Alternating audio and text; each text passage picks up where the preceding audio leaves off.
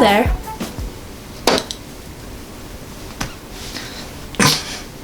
Today, I'm going to tell you how I am going to college for free and how hopefully some of you guys can go to college for free as well. When you think about the education system, it kind of just gets you down. Student loan debt. Oh yeah, student loan debt. I know that a lot of people going to college right now, that is one of their main concerns. I'm gonna tell you a little bit about how you can at least mitigate your student loan debt. I'm mainly gonna focus on scholarships, and then at the end I'll focus on like financial aids and like federal grants. The first 5 or so scholarships I'm going to talk about are ones I actually got, so I can give you very specific advice on them. I'm mainly going to be talking about national scholarships and ones that are generally a little harder to get, but they're also the ones that end up giving the most money. But don't forget that there are so many local scholarships that you can get as well.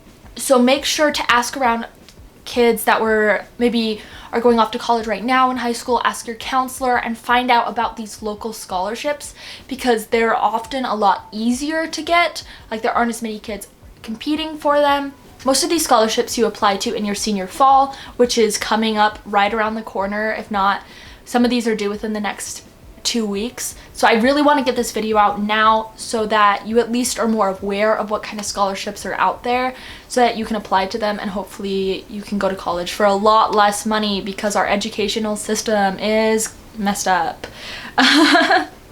All of these scholarships will require essays and transcripts and letters of recommendation. So it's actually really good to get them now because then you can already have an essay that you maybe wrote for one of these scholarships that you can then change around a little bit for your actual college essay. That's what I did with my main Common App essay.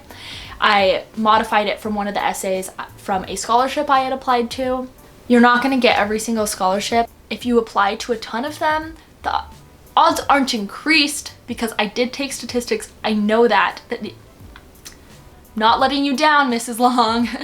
But the first scholarship I'm going to talk about is the United States Senate Youth Program. And this is the one scholarship that you can apply to in both your junior and senior year. The application requirements for this are different for every single state. So you need to go to the national website and then find your state contact and then contact them directly. It's for students who are very interested in going into politics and public service. It's a $10,000 scholarship, which is absolutely incredible. And it's a week in Washington, D.C. that's completely paid for. It's an amazing network of students that go. It's 2 per state. And the students that the Senate Youth Program attracts are some of the brightest in the nation. In fact, presidential candidate Pete Buttigieg participated in this. Usually you have to apply in between somewhere in October or November. So I would recommend getting on that right now. And if your school isn't already affiliated with the program, get affiliated as soon as possible. The next one I'm going to talk about is my favorite, the Coca-Cola scholarship. This scholarship is extremely famous for just how many people apply to it. However, once you get past the first round, I think it really comes down to who you are as a person. So there's 3 rounds. And this is a $20,000 scholarship. It has one of the most amazing network of people I've ever been a part of. So the first round of the scholarship is an online form where you basically fill out just the activities you've done and the hours you've done. The Coca-Cola scholarship really focuses on leadership and service and commitment to giving back to the community. I love it when my SD card runs out of storage. After the first round, then you have a round where you actually send in letters of recommendation, essays, etc. And then you have a interview round that's done over Skype. And the deadline for this one is October 31st. It's called the Elks Most Valuable Student or Most Valuable...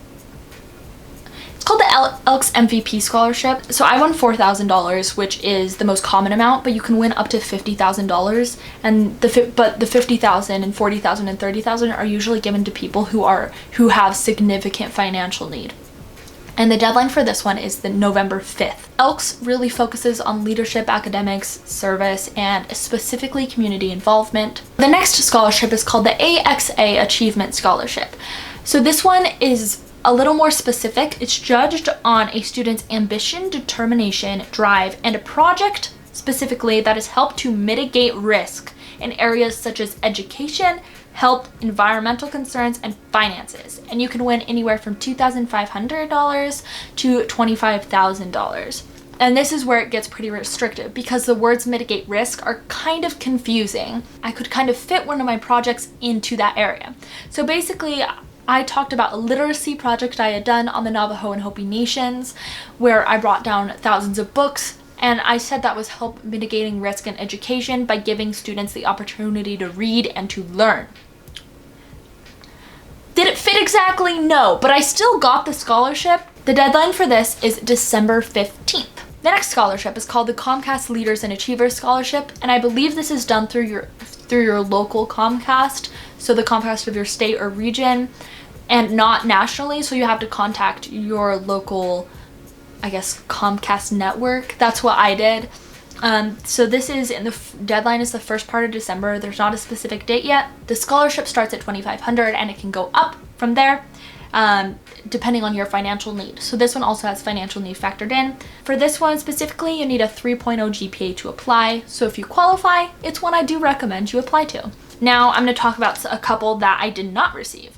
Number one, and this is a truly incredible scholarship. I made it to the finalist round, but I didn't end up actually getting it. It's called the Cameron Impact Scholarship. It's run through the Brian Cameron Education Foundation, and it's basically full tuition, not room and board, but full tuition to any school in America for 4 years.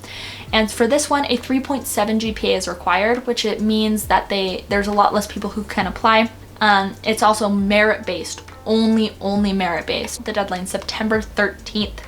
And this one is really big on essays, so it has many essays you have to write. But don't let that deter you, a lot of them are decently short. So this one is judged on leadership, extracurriculars, service, and academic. Also, if you win, you get to go to a scholarship weekend. The next scholarship, I believe it's called the Reagan Education Foundation, Reagan Scholars, something like that. It's basically run through the Ronald Reagan Institute Library. I think this one is $40,000. This one I'm kind of like just throwing in here. And I think financial need really factors heavily into this. These are all going to be ones that focus really heavily on financial need. Number one, the Jack Kent Cook Scholarship. The deadline for this is November 13th.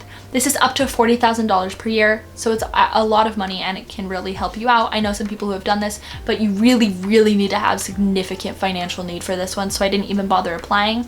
Even though according to Harvard, I do have a lot of financial need. Scholarships are different. QUESTBRIDGE scholarship, how this one works is QUESTBRIDGE is partnered with a ton of different schools around the country.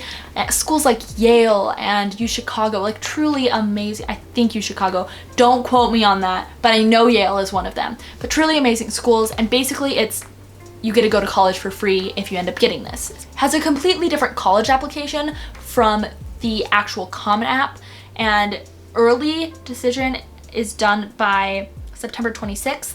This is for low income. They say usually the cutoff would be around $60,000 or $65,000 for a family of 4, but even then, that's gonna be hardly anyone who's there would probably get the scholarship. Basically, you get matched with a school and you can rank your schools. This next section, these are scholarships specifically for minority students. I didn't really research these because I didn't qualify, but ones I do know that are really popular. First, the Gates Millennium Scholarship. This is a full scholarship, not including financial aid or your family contribution. So basically it's after that, so you won't graduate with any loans.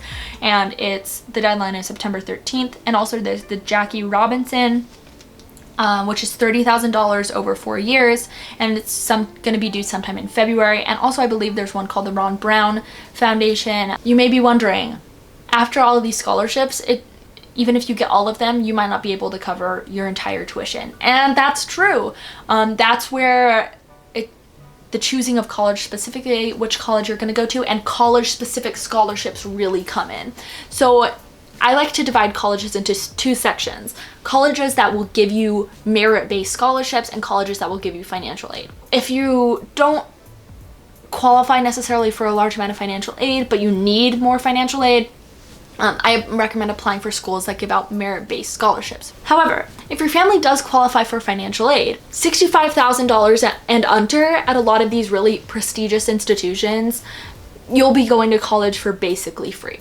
This category of institutions is basically why I am going to college for free, because while I did get a lot of money in scholarships, it would definitely not be enough because a school like Harvard will cost over $300,000 or something over your 4 years.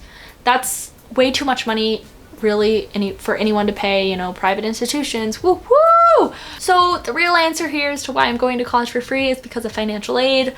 But then you're like, I didn't get into those schools, I didn't get any merit scholarships. Then you can really look to public universities, because a lot of the times they're already going to be cheaper, so your scholarships will already go a lot further. It's like, if there's anything I can recommend, if there's any way you can get around taking out loans, please do it.